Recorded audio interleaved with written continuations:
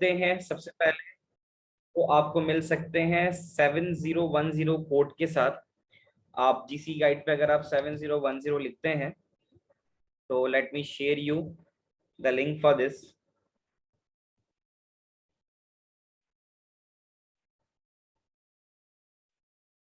तो ये 7010 is the code for the previous syllabus.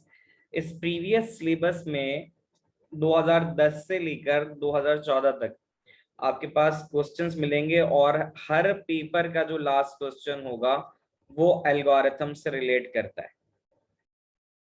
तो ये आपके पास आ गया, और यहाँ आप जैसे ही नीचे जाएंगे तो आपको इसका कोई ना कोई क्वेश्चन मिल जाएगा एल्गोरिथम का, तो वो आपने फिर सॉल्व करना होगा। तो आपके पास जो पेपर में आएगा वो पूछा आपसे एल्गोरिथम जाएगा। Algorithm means that writing a solution using English language statement. तो आपने बेसिकली यहाँ पे सॉल्यूशन लिखना होगा by using the variable constants and all that thing. सबसे पहले आपने याद रखना है कि जब आप कोई भी सॉल्यूशन करने के लिए जाओगे, यानी आपको कोई भी ऑब्जेक्ट दिया जाएगा, तो वो ऑब्जेक्ट जो आप काम उसके ऊपर करोगे, वो ऑब्जेक्ट जो है उसमें तीन चीजें बहुत अहम होंगी। Number one, input, then process and output. So कोई भी आपको ऑब्जेक्ट दिया जाता है, एल्गोरिथम आपसे कहता है कि algorithm is a sequence of steps और step by step instructions to perform a algorithm.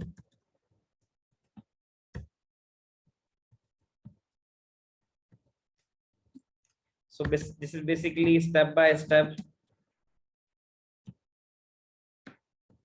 instructions to solve a problem. किसी भी प्रॉब्लम को सॉल्व करने के लिए जो भी आप स्टेप्स लिखते हो तो वो आपका एल्गोरिथम बन जाएगा। एल्गोरिथम को आप प्रैक्टिकली जिस चीज पे चला के देख सकते हो वो आपके पास आईडीई होती है, इंटीग्रेटेड डेवलपमेंट एनवायरनमेंट, जहां आप कोड लिखते हो। अब यहाँ एक डिफरेंस आपको समझना होगा कि जो नॉर्मली आप लिखोगे, जो सॉल्यूशन आप लिखते हो, वो नॉर्मल सॉल्यूशन आप यूज करते हो by making use of variables, operators. Variables का इस्तेमाल करोगे, ऑपरेटर का इस्तेमाल करोगे, लेकिन फिर आपको उसको जब चला के देखना होगा then you can make use of program. तो यहाँ लिखा हुआ है जैसे as you can see, algorithm is a step by step procedure to solve a problem using variable, constant and operator. यहाँ पे वेरिएबल क्या है? वेरिएबल यहाँ ये ए है। वेरिएबल का काम क्या होता है? वेरिएबल का काम ये होता है कि वेरिएबल बेसिकली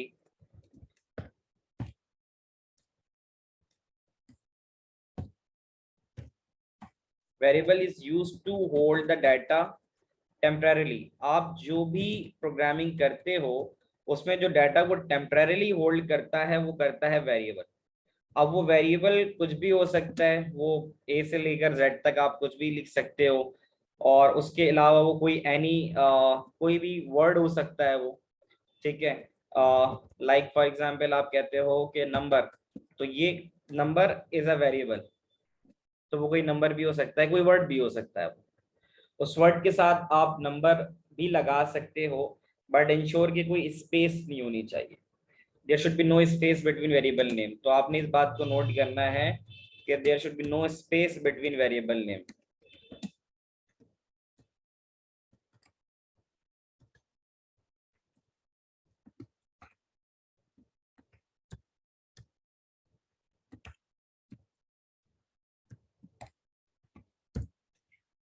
तो आप वेरिएबल का इस्तेमाल करोगे। अब किसी भी एल्गोरिथम को करने के लिए एज यू कैन सी तीन चीजें बड़ी जरूरी होती हैं। Number one input, number two process, और नंबर थ्री जो होता है वो आउटपुट होता है। इनिशियली जब भी आप कोई प्रोग्राम लिखोगे तो उसमें एक चीज आपको और पता होनी चाहिए कि there are some data types. Data types are like, जो डाटा आप कंप्यूटर को दे रहे हो उस डाटा की कैटेगराइजेशन होती है कि अगर वो डाटा आप दे रहे हो और वो कोई नंबर है, ये भी आपको स्पेसिफाई करना होता है, and you need to know about these things as well कि there are some certain data types. उन डाटा टाइप्स का काम ये होता है कि हम जब कंप्यूटर में यानी जब इनपुट ले रहे होते हैं, किसी वेरिएबल को ले रहे होते हैं, तो हमें स्पेसिफाई भी करना होता है कि वो वेरिएबल किस टाइप का है। तो वो वेरिएबल किस टाइप का है हमें ये स्पेसिफाई करने के लिए उसकी डाटा टाइप्स के बारे में पता होना जरूरी होता है। तो सबसे पहले अगर हम बात करें, जैसे ये int लिखा हुआ है, that int is basically N integer. और इंटीजर एक ऐसी डाटा टाइप है वो बताती है कि ये एक नंबर है, ठीक है ना। Integer is a data type specifies a number specifies a number with no decimal। इसमें कोई डेसिमल आपके पास नहीं होगा, with no decimal, कोई डेसिमल नहीं होना चाहिए। और may contain a positive or a negative sign, may contain a positive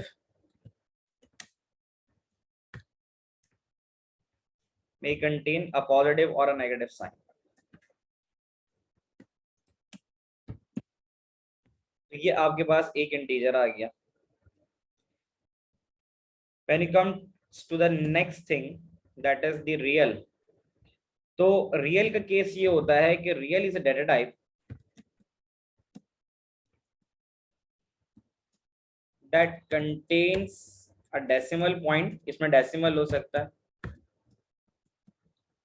और अ फ्रैक्शन। तो फ्रैक्शन भी जब आप उसको स्पेसिफाई करोगे तो वो कोई डेसिमल ही होगा। तो फ्लोट जो वैल्यू होती है हमारे पास, डाटा जो होता है वो डाटा होता है जिसमें डेसिमल आ रहा होता है। Text is a data type that can only contains a word like Pakistan, और कुछ भी आप लिखते हो, अपना नाम लिख सकते हो, तो उसमें सिर्फ आपके पास वर्ड होता है। और string is a data type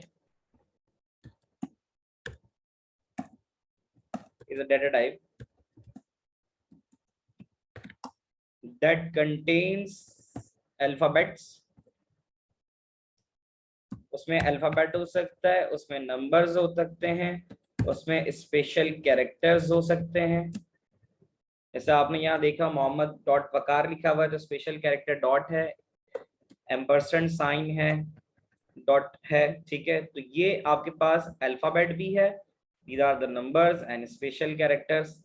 ये सब आपके पास जो है वो स्ट्रिंग हो सकता है। A boolean is a data type that contains only two values, ठीक है। So this data type contains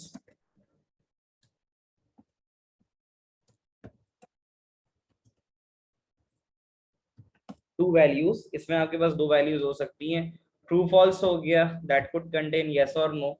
इसमें yes no भी हो सकता है, ठीक है। तो इसमें बूल बेसिकली निकला है, बूल कहते हैं हम दो को। तो boolean is a data type that can only contain the two values। character is a data type। Character की अगर हम बात करें तो that only contains a single character, is a data type contains only one character, is a data type that contains only one character। तो जब यहाँ पे हम स्टार्ट लेते हैं किसी भी बहुत ही सिंपल, सबसे पहला हमारे पास जो एल्गोरिथम था, that is to input two numbers, sum of these two numbers and output the सम।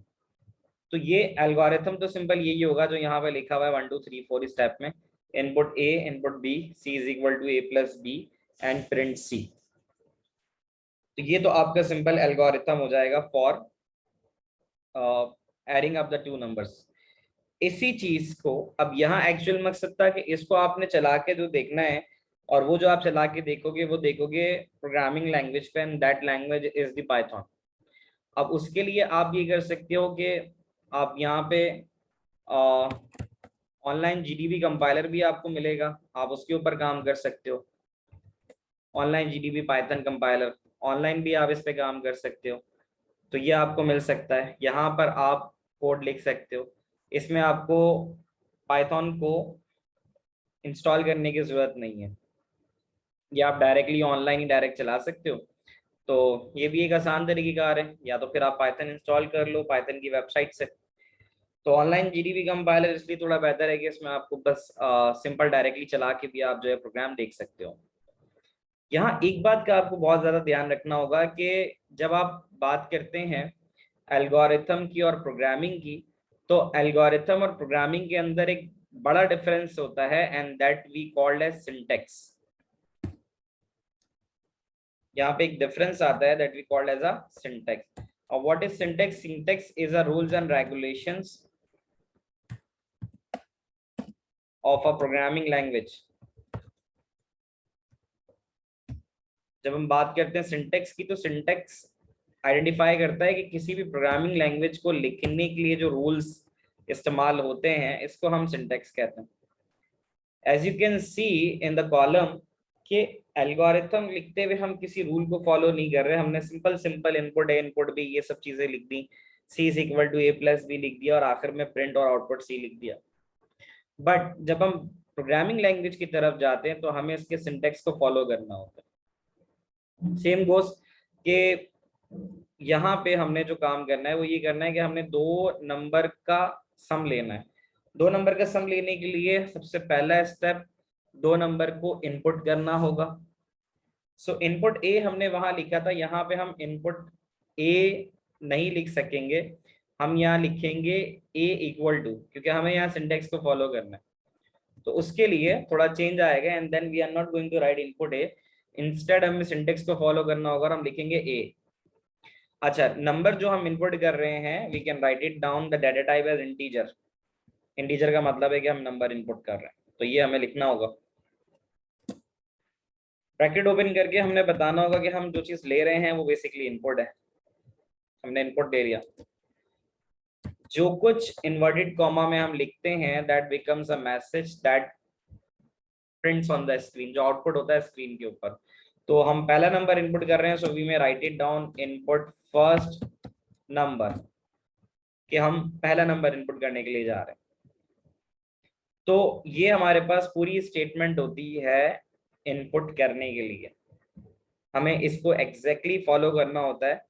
पहला स्टेप ए, जो वेरिएबल का नाम है, दूसरा स्टेप इंटीजर, तीसरा स्टेप इनपुट, और चौथा स्टेप जो होता है वो मैसेज प्रिंट करना, जो आउटपुट स्क्रीन पे नजर आना चाहिए। The same goes with copying the value and then instead replace it with the value b. B is the second variable, and I'm going to write it here as b for second number. यहाँ sum c is equal to a plus b remains the same। इसके लिए हमें किसी particular कोई नई चीज करने की जरूरत नहीं है, ठीक है। और फिर नेक्स्ट जो होगा हमारे पास दैट इज प्रिंट, और यहाँ पे मैसेज आएगा सम ऑफ टू नंबर्स आर, के दो नंबर का जो सम है हमारे पास। और फिर उसके बाद जो है, जो हम नेक्स्ट काम करेंगे वो ये करेंगे, ये तो हमारे पास मैसेज आ गया, फिर हमने कॉमा लगाया और जो आउटपुट वेरिएबल होगा वो आउटपुट वेरिएबल हमारे पास होगा सी। तो this is how we write the first program. In order to execute that program, we are going to press run command. When you move on to the output stream, अभी हमारी output screen आ गई, it asks for the first number. I have entered the first number as 45. The next number, the second number, I have entered as 23. And then when I press the enter button, I got the sum of two numbers r। ये जो sum of two numbers r जैसे inverted comma में लिखा था वैसे ही लिखा हुआ है। और उसके बाद जो दोनों नंबर का सम है 45 और 23 का 68, वो मुझे यहाँ पर नजर आ रहा है। आपसे आपसे जो डिमांड है सीआई की, वो प्रोग्रामिंग कोड नहीं मांगेगा, वो आपसे सिंपल सिंपल सूडो कोड के अंदर इंस्ट्रक्शन मांगता है कि सूडो कोड के अंदर उसको किस तरह से लिखते हैं, ठीक है ना। तो सूडो कोड के अंदर आपने बेसिकली इसको इसी तरह से लिखना है, जो प्रोग्रामिंग मैं आपको करके दिखा रहा हूँ उसकी अंडरस्टैंडिंग वो कहता है कि स्टूडेंट्स को होनी चाहिए, आपने प्रैक्टिस करवानी है बच्चों को, so that they are able to understand कि कोई भी एल्गोरिथम किस तरह से काम करेगा, ये आइडिया बच्चों को होना चाहिए। That's why I am doing it on the Python.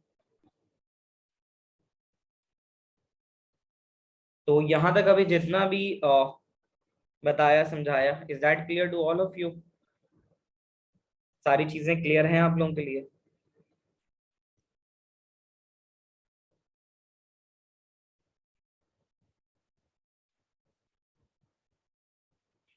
ठीक है. So the first thing we did is the addition of the two numbers, and now we are going to move further.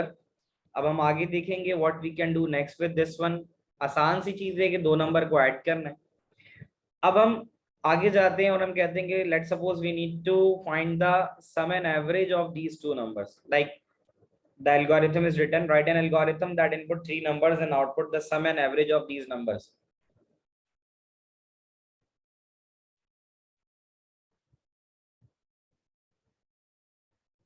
Input three numbers and output the sum and average of these three numbers. So the algorithm will go like this: input a comma b comma c. These are the three variables. A b c are the three variables. तो ये three variables हमारे पास आ जाएंगे. A B and C.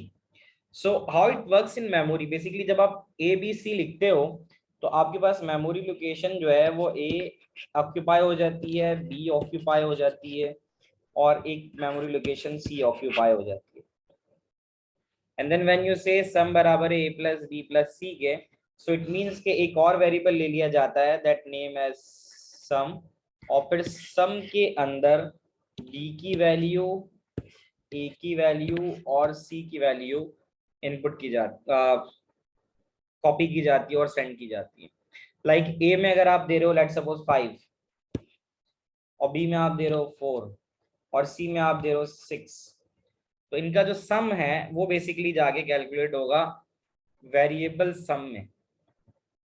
तो 5 plus 4 9 और 6 15, वो जाके आपका सम में कैलकुलेट हो जाएगा. और उसके बाद फिर एक नया वेरिएबल आएगा that you called as the average. तो ये एवरेज एक स्पेस होगा जहां पे जाके ये सम 15 डिवाइडेड बाय 3 करेगा, दैट इक्वल्स टू 5, और आपके पास 5 जो है वो स्टोर होगा. तो सिंपल सुडो कोड में तो आप ये लिख सकते हो input A comma B comma C, sum is equal to A plus B plus C, average is sum by 3 and output is the sum. और यहाँ पे एक चीज और ऐड होगी जो यहाँ डॉक्यूमेंट में नहीं है, दैट इज एवरेज बिसाइड्स. तो यहाँ पे आपके पास एवरेज भी हो जाएगा. So the same thing that can be done in the online GDB compiler is the same.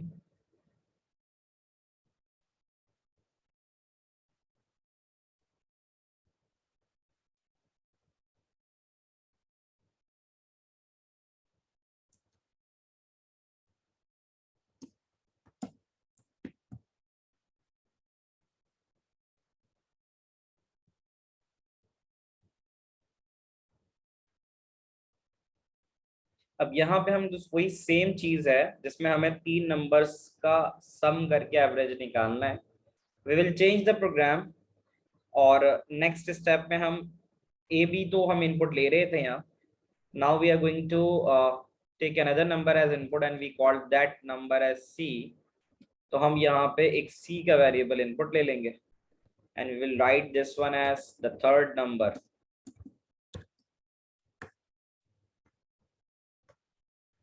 के बाद we are going to write the variable name sum and then A plus B plus C, and the final output पे अच्छा हम sum भी ले रहे हैं, then we need to find out the value for average. Average is equal to sum by 3, and in the last part we are going to write the sum and average. So we will write it like sum of three numbers are, and the variable for sum is sum sum, comma, then we are going to write sum of three numbers we are going to replace with average of three numbers. So we are going to write here avg, average of three numbers r, and the variable for average is avg. So this is how we can change the program from sum to the average of the three numbers. We are going to execute it again, that program, to get the first variable as input. The first variable is, let's suppose, 23. The next we have is 12, and the last we have is 78. So these are the three numbers that I have input. The sum of three numbers are 113, and the average of these numbers are 37.66. तो हम यहाँ इसको इस तरह से भी लिख सकते थे, और even we can write it down like this, कि हमने यहाँ सम कर लिया था तो हम इसे यहीं रोक देते और फिर दोबारा से ये स्टेटमेंट उठाते, and we can write like this. तो एक ही यहाँ पर हम इसको बेसिकली नेक्स्ट लाइन पे ले सकते थे. तो we run it again, we give the first number, second number, and next number. So you got the answer like this. Sum of three numbers are 111, and the average of these numbers are 37.0. So this is how the second algorithm we have, जिसमें हमने sum किया और average किया इन numbers का.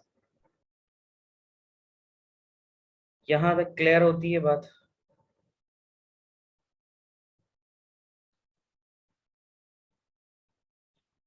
हमने sum निकाला and then we move to sum and average of the numbers.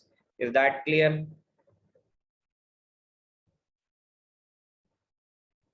हम यहाँ पे अपनी प्रोग्रेस भी सेव कर सकते हैं. जब आप यहाँ पे सेव करने के लिए जाएंगे तो विल आस्क फॉर आपके अकाउंट के बारे में पूछेगा. आप अपना कोई भी जीमेल अकाउंट है, आप उससे भी इसको सिंक कर सकते हैं. तो आप वहाँ से इसको सिंक कर देंगे तो सिंक हो जाएगा. यहाँ से आप डाउनलोड कोड भी कर देंगे. अब जैसे कि तो मैं सेव कर चुका हूँ ऑलरेडी, सेव लिखा हुआ आ रहा है. मैं न्यू फाइल पे चले जाऊंगा. न्यू फाइल पे जाके मैंने सम और एवरेज तो कर लिया है. अब मेरे पास नेक्स्ट जो आ रहा है that is converting the amount in dollar into rupees. तो अब मैं इसे कन्वर्जन के नाम से सेव कर सकता हूँ. एक नया प्रोजेक्ट, एक नई फाइल कन्वर्जन के नाम से. तो कन्वर्जन लिख लिया मैंने. अब मैं यहाँ पे एक नया प्रोजेक्ट कर सकता हूँ. तो हम इसको इस तरह से भी कर सकते हैं. सो कन्वर्जन के लिए सिंपल हमें बस पता होना चाहिए कि ऑब्जेक्ट हमारा ये है कि we need to input amount in dollar and convert into rupees. तो बात वही आ जाती है कि इस ऑब्जेक्ट में जिसमें आपसे कह रहा है कि convert amount in dollar, input amount in dollar and converted into rupees. तो उसके लिए क्या करेंगे? उसके लिए भी हमें सिंपल यही पता है कि हम इनपुट, प्रोसेस एंड आउटपुट करेंगे. इनपुट करेंगे, प्रोसेस होगा और आउटपुट हो जाएगा. तो for that input, process and output exactly हमें सबसे पहला काम इनपुट ही करना है. तो इनपुट करना है इनपुट अमाउंट इन डॉलर. तो इनपुट अमाउंट इन डॉलर करने के लिए हम सिमिलरली लिख सकते हैं यहाँ पे, क्योंकि अमाउंट हमारा डॉलर में आ रहा है तो we may write it down the variable as a dollar. Sir input amount dollar के अलावा भी हो सकता है, वेरिएबल कुछ भी हो सकता है. वेरिएबल मतलब डॉलर लिखा है, मैं डॉलर ना लिखूं, नंबर लिख लूं, डी लिख लूं, कुछ भी लिख लूं. बट वो कहता जरूर है आपके सिलेबस में कि आप मीनिंगफुल वेरिएबल यूज करो, यानी जो वेरिएबल्स का इस्तेमाल करो वो मीनिंगफुल हो, पता हो कि वो है क्या चीज. यानी एबीसी का इस्तेमाल करने वो कहता है, क्योंकि मैंने तो इनिशियली आपको कराया था तो इसलिए मैंने एबीसी करा दिया. वरना आपको जो डायरेक्शंस मिलेंगी सिलेबस के अंदर, जब आप सूडो कोड करोगे तो वो आपसे कहता है कि आप मीनिंगफुल वेरिएबल नेम यूज करो. जैसे यहाँ मैं अमाउंट इन डॉलर की बात कर रहा हूँ तो मैं डॉलर वेरिएबल यूज कर सकता हूँ. I can use dollar equals to integer. अब यहाँ मैं एक और चीज कर सकता हूँ, खैर अभी नहीं करता मैं, वेट. डॉलर इंटीजर कर दिया मैंने, फिर उसके बाद मैंने इनपुट करवा दिया और मैं यहाँ मैसेज लिख देता हूँ कि इंटर अमाउंट इन डॉलर. तो डॉलर में आप बता दो कि अमाउंट क्या है. तो ये तो इनपुट करवाया आपने. अब बेसिकली आपको पता होना चाहिए कन्वर्जन रेट, अगर आप 225 रखते हो तो आप कह सकते हो कि रुपी जो होगा, रुपी 1 रुपी, उसकी कैलकुलेशन ये होगी कि आपके पास जो डॉलर का वेरिएबल है उसको आप मल्टीप्लाई करा दोगे 225 से। अज्यूम करो डॉलर में आप 1 डाल रहे हो तो 1 × 225 इक्वल्स रुपीज में 225 चला जाए, अगर आपके पास डॉलर इस तरह से चल रहा है। तो 225 230 जो भी एक फिक्स वैल्यू हो वो आप डाल सकते हो। यहाँ एक नई चीज आती है कि मैंने यहाँ 225 डाला। अब ये 225 आपके प्रोग्राम में थ्रू आउट चेंज नहीं होने वाला, यानी आप $1 डालो, 2 डालो, 4 डालो, 6 डालो, 20 डालो, कुछ भी डालो, ये 225 की वैल्यू आपके पास यही रहेगी। That reflects the concept of what, कोई मुझे बताएगा ये क्या चीज होती है प्रोग्रामिंग में? दैट 25 हम इसे क्या कहते हैं प्रोग्रामिंग में?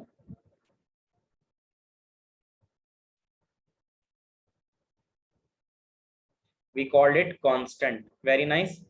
Constant is a value that does not change in program. जैसे आपने वहां पे वेरिएबल की डेफिनेशन लिखी थी, यहाँ आपने वेरिएबल लिखा था कि variable is use to hold the data temporarily. Variable वो वैल्यू होती है, चेंज होती है, ठीक है। और यहाँ पे जो उसके साथ एक चीज आती है दैट इज द कांस्टेंट, और कांस्टेंट में आप लिखते हो constant is a value that does not change during program execution, that does not change during program execution। तो प्रोग्राम एग्जीक्यूशन के दरमियान जो वैल्यू चेंज ना हो, we call that one as the constant value. बाकी तो हमने सिंपल प्रिंट करना है, we are going to write print, और प्रिंट करने के बाद हमने यहाँ लिखना है अमाउंट इन रुपीस। जो अमाउंट है आपका रुपीस में वो ये है, कॉलन आ गया, कॉमा, और रुपीस के लिए जो हमने वेरिएबल लिया था दैट इज RUP रुपी। ये हो गया हमारा प्रोग्राम का code. Once I write it down, हम इसको सेव कर देते हैं। कन्वर्जन का था, रन करते हैं। रन करने में क्या इनपुट फर्स्ट नंबर, ये फर्स्ट नंबर इसका मतलब है ये पिछली वैल्यू को ले रहा है, इस वाले प्रोग्राम को एग्जीक्यूट नहीं कर रहा है, ये अमाउंट इन डॉलर करना चाहिए। से रिफ्रेश करना होगा क्योंकि यहाँ पे ये फर्स्ट नंबर एग्जीक्यूशन का मतलब है पिछली वैल्यू उठा रहे हैं। दोबारा से रिफ्रेश कर लेते हैं।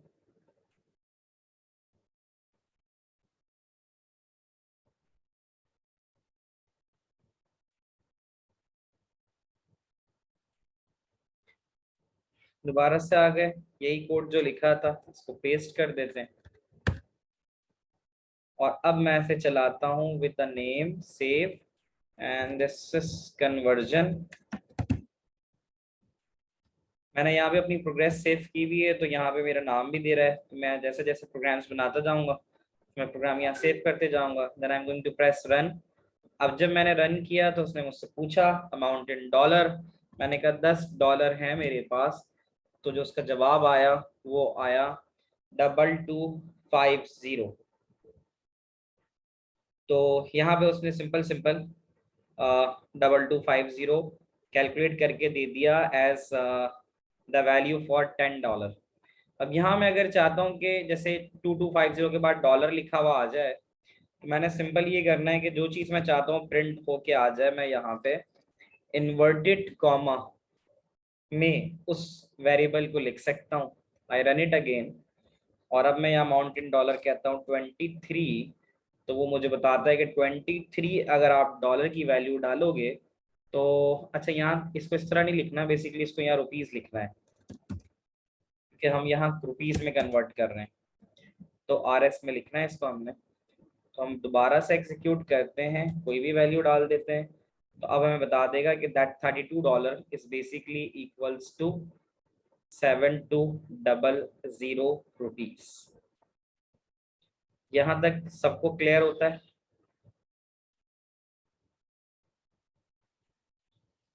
शेयर योर फीडबैक प्लीज, जितना हमने अभी डिस्कस किया।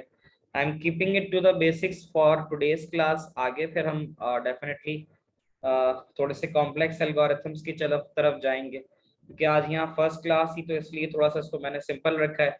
सिंपल इनपुट प्रोसेस और आउटपुट की तरफ गए हैं, नेक्स्ट क्लास से फिर जो है ना और डिफरेंट और कॉम्प्लेक्स एल्गोरिथम्स की तरफ चले जाएंगे। तो यहाँ तक सबको क्लियर है? फिर हम आगे बढ़ते हैं।